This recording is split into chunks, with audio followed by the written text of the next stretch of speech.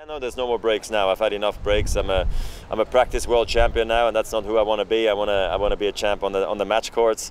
So I'm going to be playing just a regular schedule for the second part of the season. So this is what it's about now, playing matches, and this is the beginning here at the Mercedes Cup in Stuttgart, really. But I think it's nice to have an extra week, to be quite honest, on the grass. I think a lot of the players are enjoying themselves. They can actually perfect their grass court tennis a little bit, because I think more and more players were starting to just maybe play one or no preparation tournaments anymore, for that matter, for Wimbledon, which I thought was a bit of a pity, because we used to have 3 Grand Slams on the grass way back when, so that obviously changed over the years now, but grass is a very traditional surface, and one of the biggest tournaments in the world in Wimbledon is there, so I think it's nice to have extra weeks.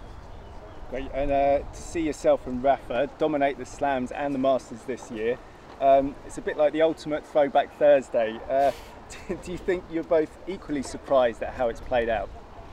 Yeah, I mean, I think so. I mean, I was terribly surprised to win the Australian Open, and then back it up to win the Sunshine Double Indian Wells in Miami was a complete surprise to me. I think Rafa winning the French Open is less of a surprise, because he's done it already 9 times before, now 10, which is just absolute gigantic. It's just it's incredible, really. It's simply that.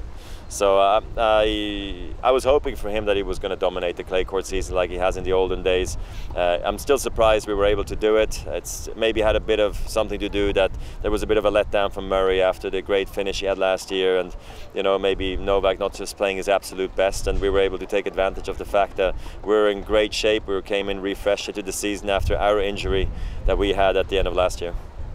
Since 2004, the player who was first or second in the race to London after Roland Garros has gone on to finish #1. So what do you think's next this year? Yeah, I mean, look, it's been a good start to the season, and obviously Rafa is in a great position right now to finish world #1. He knows that. For him, it's got to be all about staying injury-free. For me, it's about getting back to winning ways where I left off in Miami.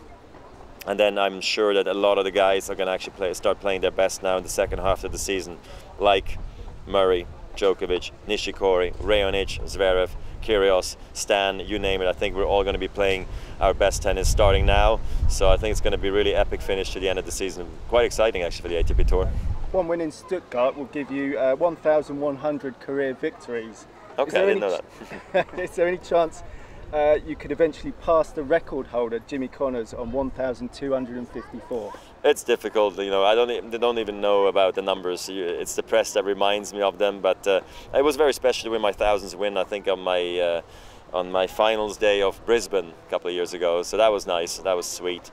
Yeah, I mean, look, it'd be nice to hold any record, really, but that's not what I'm playing for. It's definitely sometimes an extra incentive and an extra motivator when you're in search of some extra energy, but we'll see how much longer the body is going to allow me to play. I just hope I can stay injury-free and happy on the tennis court.